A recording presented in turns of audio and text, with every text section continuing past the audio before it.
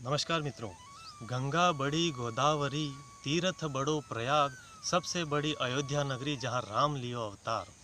मेरे मित्रों, ये नदी आप इसको सरयू नदी मत समझना। ये मेरे गांव की एक छोटी सी झील है जो अरावली पर्वतों के बीच में है। इसकी कहानी मैं आपको बाद में सुनाऊंगा। अभी मैं आपको बता देता हूँ भगवान श्री रामचंद्र जी की जन्मभूमि अयोध्या की कहानी। ये बात 1528 की है, जब बाबर ने हमारे इस प्यारे भारत देश पर आक्रमण किया था। उस खूंखार जो था बाबर, उसने जो हमारे हिंदू के आस्था का केंद्र है अयोध्या में जो श्री राम मंदिर है, उसे तोड़ने का आदेश दिया अपने सेनापति को। और उसका सेनापति भी इतना क्रूर था, मीर बाकी नाम था उसका। उसने लाखों की सेना ली और अयोध्या पर हमला करने के लिए, वो आक्रमण करने के लिए निकल पड़ा। लेकिन श्री राम मंदिर तोड़ना इतना आसान भी नहीं था। हमारे अयोध्या के आसपास के जितने भी लोग थे, जो भी रजवाड़े थे, वहाँ के राजा आ गए अपनी अपनी सेनाएं लेकर के। और जो साधु संत महंत थे, वो अपने जो नागा साधु थे, उन्होंने भी अपने हथियार उठा लिए। तो किसी ने त्रिशूल, किसी ने भाला, किसी ने तलवार, और किसानों ने भी अपने जो औजार होते हैं वो उठा लिए। गांव के गांव लोग मंदिर के सामने खड़े हो गए कुर्बान होने के लिए, उस मंदिर की रक्षा करने के लिए, हमारे सनातन धर्म की रक्षा करने के लिए। तो होता है क्या है, भयंकर युद्ध होता है, लाश बीत जाती है और खून की नदियाँ बह जाती है। और फिर उसकी सेना संख्या में बहुत लाखों सैनिक थे, जो बाबर के सैनिक थे, लाखों सैनिक थे। और जो उनका सेनापति रहता है मीर बाकी, तो युद्ध घमासान युद्ध होता है। और इसमें क्या होता है कि हमारे हिंदू कटते जाते हैं आगे, लाखों सैनिकों के आगे थोड़े से हिंदू कब तक टिकेंगे। और हमारे हिंदू लगभग 1,75,000 हिंदू इसमें वहाँ पर कुर्बान हुए होंगे। और जब हिंदू कुर्बान हुए, उसके बाद उन्होंने श्री राम मंदिर तोड़ा, और मंदिर तोड़ने के बाद में उन्होंने मस्जिद बनाई। और उसने बाबर को खुशामद करने के लिए, बाबर को खुश करने के लिए उस मस्जिद का नाम बाबरी मस्जिद रखा। और जब वो मस्जिद बना रहा था, तो उस समय उसको क्या पानी की ज़रूरत पड़ी। मस्जिद बनाएंगे कुछ, तो उसमें निर्माण कार्य में पानी की तो ज़रूरत पड़ती है सीमेंट के साथ में। तो उसने क्या किया था कि उस पानी की जगह पर हिंदुओं की जो लाशें बिछी थी उसका खून लिया था। उस गारे में उसने हिंदुओं का खून मिला करके वो मस्जिद के गुंबद बनाए थे, मस्जिद बनाई थी। तो ये इस तरह की कहानी में है। और इसमें आगे मैं आपको बताता हूँ कि 1528 से 1949 तक हिंदू समाज ने 77 से अधिक युद्ध किए होंगे, लगभग 77 से अधिक युद्ध किए हैं।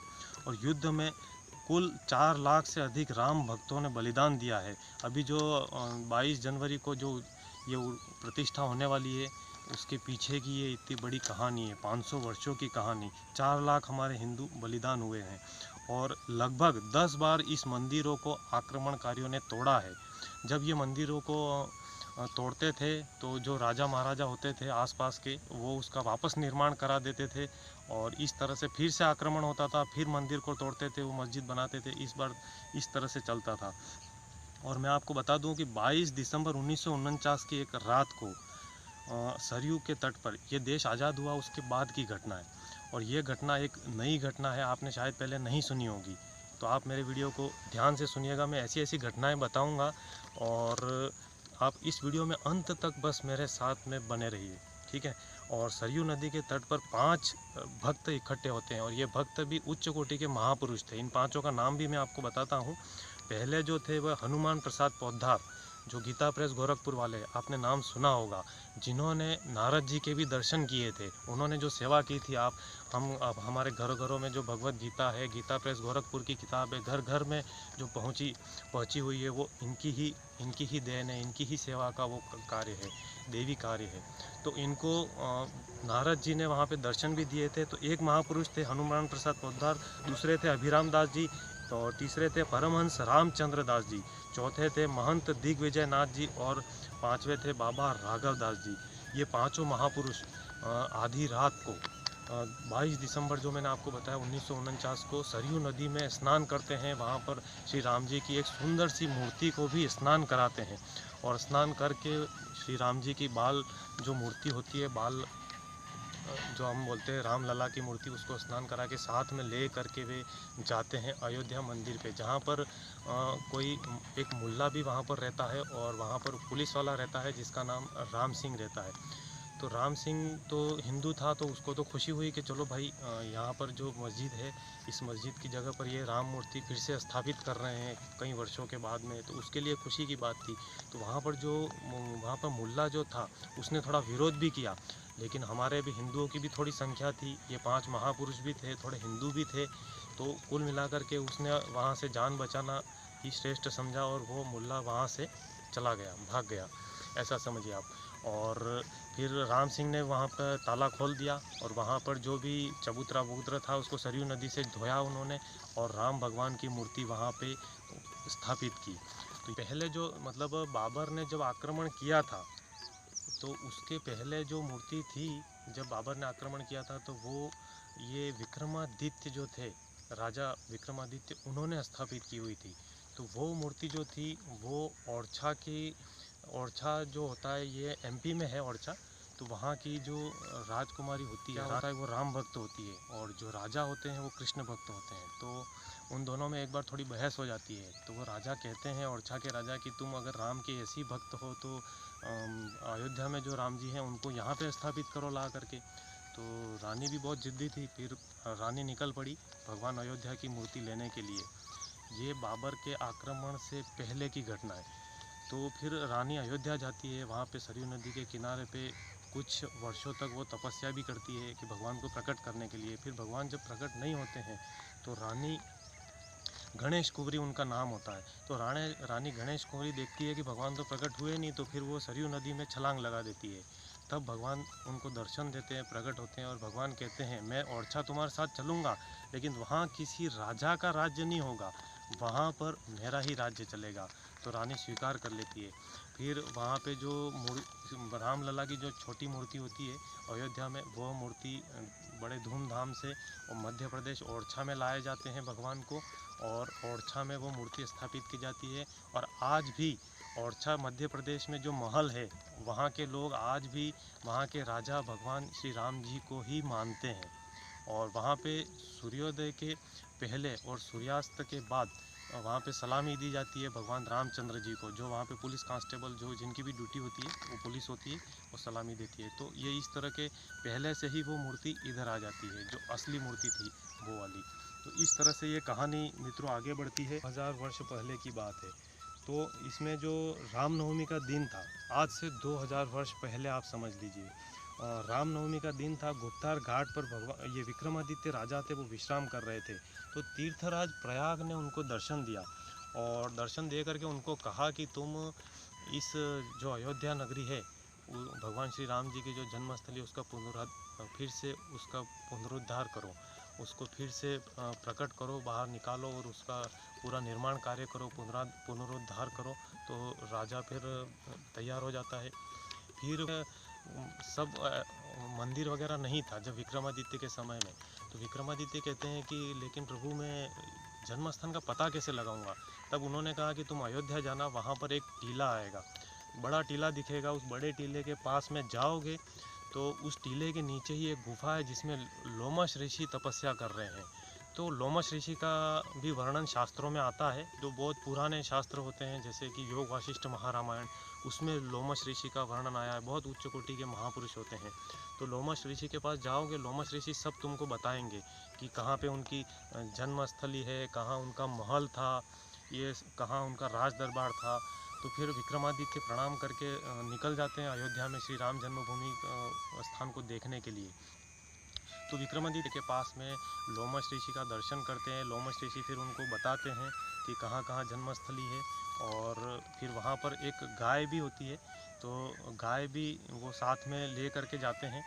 और बहुत कई तरीक़ों से वो पता लगाते हैं, मतलब जो इतिहास है उसमें अलग अलग तथ्य बताए हुए हैं। कोई बताता है कि गाय के द्वारा उन्होंने पता लगाया, कोई बताता है कि सरयू नदी के कारण भगवान की जन्मस्थली का पता चला, कोई बताता है कि धनुष से उन्होंने माप किया, कोई बताता है ज्योतिष शास्त्र से उन्होंने पता लगाया। कुल मिलाकर के राजा विक्रमादित्य ने अयोध्या में राम जन्मभूमि का जो स्थान है वो उन्होंने वहाँ पर पता लगाया और उसका जीर्णोद्धार किया, फिर से मतलब वहाँ पर मंदिर का निर्माण किया था। तो उन्होंने क्या किया, जो हमारी गाय माता होती है, गाय माता घूमते हुए उस स्थान पर लेके गए, तो जहाँ पर भगवान राम जी का प्राकट्य स्थान था, जन्म स्थान था, वहाँ पर गाय खड़ी रही तो उसके स्तन से दूध गिरने लग गया। तो दूध गिरने लग गया तो वो राम जी का जन्म स्थान था, ये पक्का हो गया। फिर जहाँ पर गाय ने गोबर किया वो भगवान राम का दरबार था। इस तरह से सारी जगह का पूरा मंदिर का निर्माण विक्रमादित्य ने कराया था। उसी मंदिर को इस बाबर का जो सेनापति था उसने तोड़ा था। तो विक्रमादित्य ने 360 मंदिर बनवाए थे। ये लगभग अयोध्या और अयोध्या के आसपास 360 मंदिरों का निर्माण राजा विक्रमादित्य ने करवाया था, जो उज्जैन नगरी के सम्राट थे उस समय में तत्कालीन। और ये सारा वर्णन रुद्रायमल ग्रंथ और स्कंद पुराण में आता है। आप अगर रुद्रायमल ग्रंथ पढ़ेंगे तो उसमें आपको ये सारा वर्णन मिलेगा जो मैं आपको बताता जा रहा हूँ। और बहुत ही अभी 22 जनवरी को जो ये हो रहा है प्राण प्रतिष्ठा होगी, उसमें 600 किलो गाय का घी ये गुजरात से जोधपुर से, माफ़ कीजिएगा, जोधपुर राजस्थान से राम धर्म गौशाला से आ रहा है।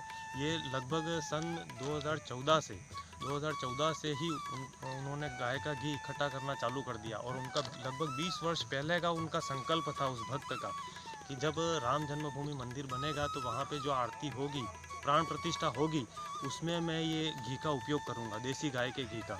तो उन्होंने 2014 से ही घी एकत्रित करना शुरू कर दिया है और आज वो 600 किलो घी इकट्ठा हो चुका है। और 108 पीतल के घड़ों में वो घी बैलगाड़ी में जोधपुर से अयोध्या के लिए प्रस्थान कर चुका है। ये एक अद्भुत न्यूज़ है। और दूसरा ये कि 7 ध्वज दंड जो कि अहमदाबाद गुजरात में तैयार किए जा रहे हैं, जो कि पीतल के हैं। और एक ध्वज दंड जो मुख्य ध्वज दंड है उसका वजन 5,500 किलो है। इतना ऐसा भव्य दिव्य ध्वज बन रहा है। उस ध्वज पे कैसे ऑटोमेटिकली जो हमारा भगवा ध्वज है वो ऑटोमेटिक कैसे ऊपर जाएगा और उस पर पूरी जो कारीगरों जो द्वारा जो नक्काशी जो की जाती है वो भी की गई है और दूर से ही नज़र आएगा। इतना भव्य 7 ध्वज वहाँ पर मंदिर परिसर में लगाए जाएंगे, तो वो भी बन रहे हैं और तैयारी हो रही है। और कहानी हम अगर आगे बढ़ाते हैं तो होता यह है कि 1990 की बात है, कांग्रेस के समर्थन से पीएम चंद्रशेखर बनते हैं। कांग्रेस के समर्थन से जब उनको पीएम बनाया जाता है तो उस समय शरद पवार जो रहते हैं वो उनको जिम्मेदारी दे दी जाती है कि विश्व हिंदू परिषद वालों को बुला करके मीटिंग कराएं। और भैरव सिंह शेखावत को जिम्मेदारी दे दी जाती है कि जो मुस्लिम लीग है, मुस्लिम संगठन, उनको बुला करके मीटिंग कराएं। तो पहले विश्व हिंदू परिषद की मीटिंग कराते हैं शरद पवार इनसे, जो चंद्रशेखर पीएम होते हैं उनके ऑफिस में। ये मीडिया को पता नहीं होता ये बात, तो वहाँ पे मीटिंग करते हैं। तो विश्व हिंदू परिषद वाले बोलते हैं कि हम तो भाई ये मस्जिद है वो तोड़ेंगे, बाबरी मस्जिद तोड़ना ही है हमको। पीएम चंद्रशेखर होते हैं वो कहते हैं कि इस मस्जिद को मैं हाथ नहीं लगाने दूंगा, अगर मस्जिद तोड़ने की कोशिश की तो मैं गोलियां चलवा दूंगा। मेरे पीएम रहते हुए तुम मस्जिद को नुकसान नहीं पहुंचा सकते, और गोलियां चलेंगी तो उसमें हज़ारों साधु भी मरेंगे और हज़ारों हिंदू मरेंगे। तो अब सोच लो अब क्या करना है, आगे दूसरा कोई रास्ता निकालना होगा। तो ऐसा करके उनके अंदर भी एक उन्होंने डर डाल दिया। फिर अगली जो मीटिंग हुई, फिर ये लोग चले गए। फिर जो मुस्लिम लीग वालों के साथ में भैरव सिंह शेखावत उनको लेकर के आए मुस्लिमों को, जो तो उसमें क्या होता है कि बाबरी मस्जिद एक्शन कमेटी के जो लोग होते हैं तो वो उन लोगों को ये चंद्रशेखर बोलते हैं कि देखो हमारे पूरे देश में लगभग 5 से 6 लाख ऐसे शहर और गांव हैं जहां हिंदू मुस्लिम साथ में रहते हैं, और अगर ये सांप्रदायिक दंगा भड़क जाता है तो मेरे पास में इतनी पुलिस नहीं है इनको कंट्रोल करने की, देख लो अब मेरे पास पुलिस नहीं है। तो ऐसा उनके अंदर भी एक डर डाल देते हैं।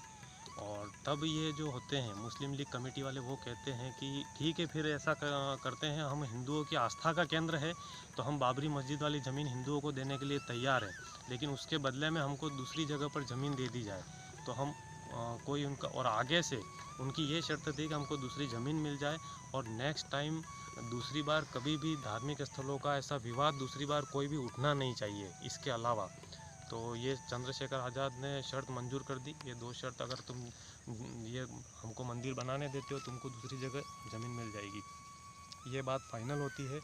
उसके बाद में जो राजीव गांधी होता है उसको ये बात पता चलती है और तो राजीव गांधी चंद्रशेखर को फ़ोन करते हैं और कहते हैं कि वाह, तुमने अयोध्या मसला पूरा सॉल्व करने के लिए बहुत अच्छा प्रयास किया है और बहुत समझदारी का काम किया है, और मतलब मेरे लिए बहुत खुशी की बात है। राजीव गांधी उनको बोलते हैं, लेकिन राजीव गांधी बोलते हैं कि मेरे को केवल 2 दिन का टाइम दो, मैं इसको पूरे पढ़ूंगा, जो भी ये तुमको कार्रवाई करनी है, जो भी समझौता हुआ है उसके सारा मैं अच्छी तरह से पढ़ करके उसके बाद में मैं अपना विचार व्यक्त करूंगा, मेरे को 2 दिन का समय दो। ठीक है।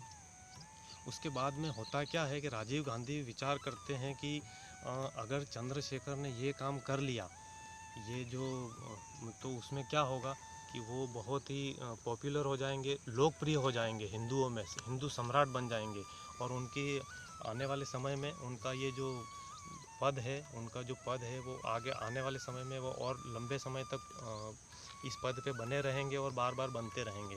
तो इस चंद्रशेखर लोकप्रिय ना हो जाए, इसलिए उन्होंने उनको क्रेडिट चंद्रशेखर को ना मिले, इसलिए उन्होंने क्या किया कि कांग्रेस का अपना समर्थन जो दिया था वो वापस छीन लेते हैं, और 2 दिन के बाद में वो अपना समर्थन छीन लेते हैं, चंद्रशेखर कुर्सी से नीचे आ जाते हैं, तो उनकी सरकार चली जाती है और उस समय ये मामला टल जाता है।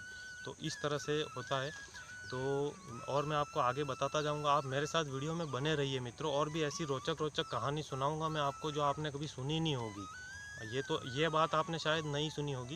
नहीं तो उस समय अगर राजीव गांधी चाहते, जो सेवक थे, सैकड़ों हिंदू की जब मौत हुई थी तो वो नहीं होती, अगर राजीव गांधी सही डिसीजन लेते, अगर राजीव गांधी उस समय हिंदुओं का अगर उनके अंदर होता, सहानुभूति होती, तो ये दिन हमको नहीं देखना पड़ता। एक तो ये, और दूसरी बात ये है कि इसमें क्या होता है, 25 सितंबर 1990 की बात है। बीजेपी के अध्यक्ष होते हैं लाल कृष्ण आडवाणी, उन्होंने रथ यात्रा आरंभ की। ठीक है, उन्होंने रथ यात्रा आरंभ की गुजरात के सोमनाथ से। गुजरात के सोमनाथ से रथ यात्रा आरंभ होती है। अयोध्या उनका टारगेट होता है कि हमको घूमते हुए अयोध्या पहुंचना है। सोमनाथ से निकलते हैं वे झारखंड और इधर सब होते हुए, जब वे आगे बढ़ते हैं तो होता क्या है, बिहार में जब वे जाते हैं तो बिहार के सीएम होते हैं लालू प्रसाद यादव। तो लालू प्रसाद यादव जो होते हैं उनको अरेस्ट करवा लेते हैं लाल कृष्ण आडवाणी को, और उनको जेल भिजवा देते हैं। तो इससे भी पूरे हिंदुओं में और भी आक्रोश फैल जाता है, और लालू प्रसाद उस समय कहते हैं कि मैं भी तो हिंदू हूँ, लेकिन इस तरह से तो सांप्रदायिक हिंसा भड़क जाएगी और ये सब करना उचित नहीं है, ऐसा उनका वो स्टेटमेंट रहता है, और वो इनको लाल कृष्ण आडवाणी को जेल भेज देते हैं। और उस समय यूपी के जो सीएम थे वो मुलायम सिंह यादव रहते हैं। अब होता क्या है कि 30 अक्टूबर 1990 को कार सेवकों का पहला जत्था मंदिर की ओर आगे बढ़ता है। ठीक है। हाँ, तो जब वो पूरे देश भर से कार सेवक वहाँ पर गए हुए थे, बस सबका टारगेट ही था कि इस मस्जिद को गिराना है, और बस अपने को गिराना ही गिराना है। तो पहला जत्था जब जा रहा होता है तो उसमें क्या होता है कि पुलिस वाले रोकते हैं, जो साधु संत रहते हैं पूरी बस भर के, पुलिस वाले क्या करते हैं, उनको रोक करके अरेस्ट करते हैं, साधु संतों को अरेस्ट करके बस में भर देते हैं। फिर उस बस को वो थाने में ले जाने के लिए स्टार्ट करता है जो बस वाला होता है। तो एक जो मजबूत साधु होते हैं, राम प्रसाद नाम था उनका, पास के ही अखाड़े के साधु होते हैं। तो राम प्रसाद क्या करता है, उसको धक्का मार के उसको ड्राइवर को नीचे गिरा देते हैं और बस अपने हाथ में ले लेते हैं, और फिर वो बस चलाते हैं। बस में पूरे कार सेवक भरे हुए थे, वो बस का बैरिकेटिंग तोड़ के ना आर पार करके सीधे पहुंच जाते हैं। कहीं बीच में 8-10 बैरिकेटिंग आती है, पुलिस वाले भी डर के सब साइड हो जाते हैं, बैरिकेटिंग टूटती है, आपने फिल्मों में देखा होगा मित्रों।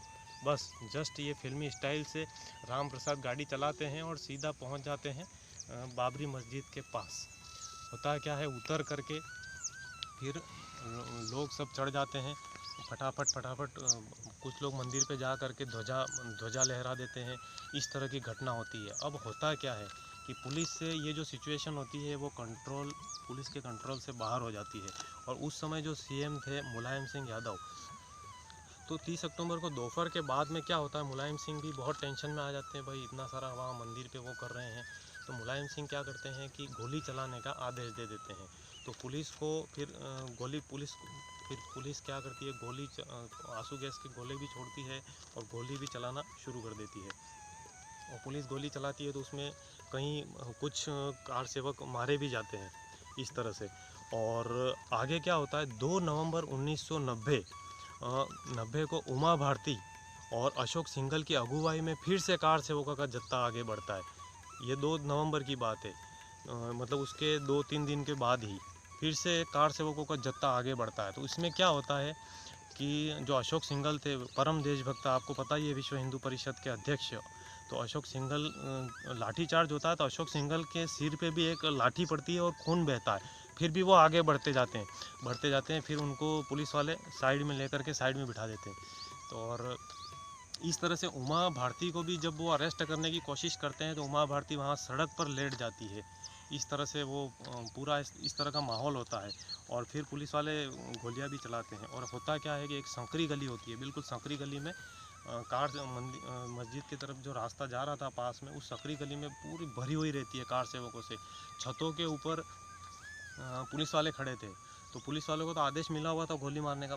पुलिस वालों ने छतों के ऊपर से गोलियां मारी लोगों को, और उसमें सैकड़ों लोग, हमारे सैकड़ों हिंदू कार सेवक उस फायरिंग में मारे गए थे। और पूरे वहाँ पर खून बिखर जाता है। और पुलिस वाले जब आंसू गोले फेंक रहे थे तो उसमें क्या होता है, एक जो साधु था उसने अपने यहाँ पे चूना वूना लगाया हुआ था ताकि आंसू गैस का असर उस पर ना पड़े। तो आंसू गैस जो पुलिस वाले फेंकते थे तो वो वापस रिटर्न में उन्हीं को फेंकता है। जैसे आपने शोले फिल्म देखा होगा, रिटर्न में वापस बम फेंक देते हैं ना, बस उसी तरह से उन्होंने क्या किया था, आंसू गैस जो पुलिस वाले ने फेंका तो उसने वही आंसू गैस पुलिस वालों पे फेंका। इस तरह से उस बार बार इस तरह से वो हुआ तो पुलिस वालों ने उनको गोली मार दी। तो जैसे ही गोली मारी, वो कार सेवक जब नीचे गिरा तो उसने अपने खून से सीताराम लिख दिया। तो इस तरह से मतलब हमारे जो कार सेवक हैं वो बलिदानी हुए।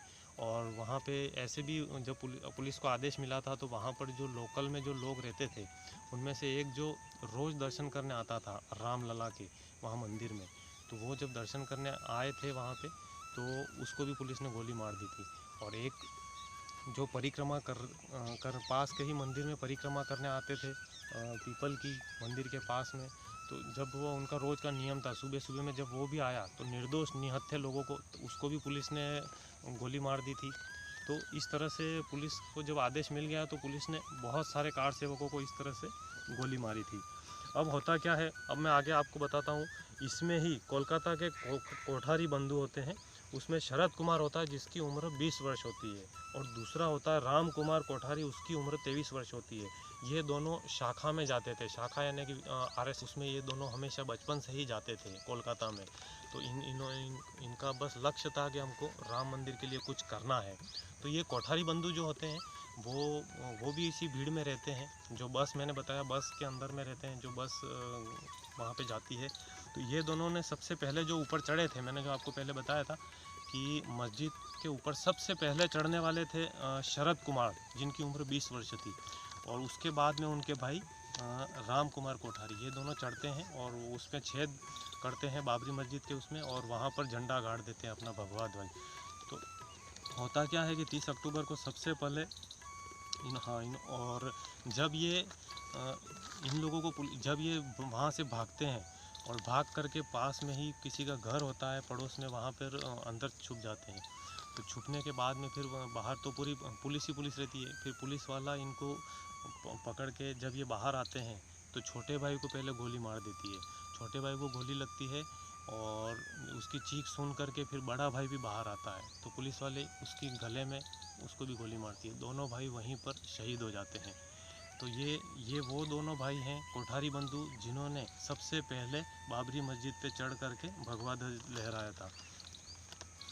तो इस तरह से मतलब, और इसमें क्या होता है कि जब ये इतने सारे सैकड़ों कार सेवक हमारे मारे जाते हैं तो ये मुल्ला, उस समय पूरे देश में आक्रोश रहता है हिंदुओं में, और मुलायम सिंह को मुल्ला मुलायम कहा जाता है, मुल्ला मुलायम। और मुलायम सिंह यादव को फिर इस्तीफ़ा भी देना पड़ता है। और मुलायम सिंह वहाँ से जब इस्तीफ़ा देते हैं, उनकी सरकार चली जाती है, तो फिर वहाँ पर 6 दिसंबर 1992 को यूपी के CM बनते हैं कल्याण सिंह। और कल्याण सिंह ने अपने जो उनके भाषण होते हैं उसमें उन्होंने कहा था कि मैं कभी भी हिंदुओं के ऊपर गोली नहीं चलवाऊंगा। तो इस तरह से होता है। और कल्याण सिंह होते हैं, और कल्याण सिंह के मतलब कल्याण सिंह का टाइम जो होता है तो उसमें क्या होता है कि फिर से कार सेवक, लाखों कार सेवक इकट्ठे होते हैं। ये बात होती है 6 दिसंबर 1992 की। लाखों कार सेवक पूरे देश भर से वहाँ इकट्ठे होते हैं और पूरा वहाँ पर बस चलते चले जाते हैं। पुलिस को तो इस बार तो पुलिस को आदेश मिला हुआ नहीं था मतलब गोली चलाने का, तो पुलिस भी थोड़ा समझाती थी। और फिर लाखों लोग, पूरी भीड़ पुलिस को धक्का मार करके आगे बढ़ते जाते थे। हर तरफ से बैरिकेटिंग तोड़ते जाते थे। चारों तरफ कार सेवक ही कार सेवक हो गए। फिर कार सेवकों ने पहले दाएं तरफ का गुंबद बाबरी मस्जिद का तोड़ते हैं, फिर बाएं तरफ का गुंबद तोड़ते हैं।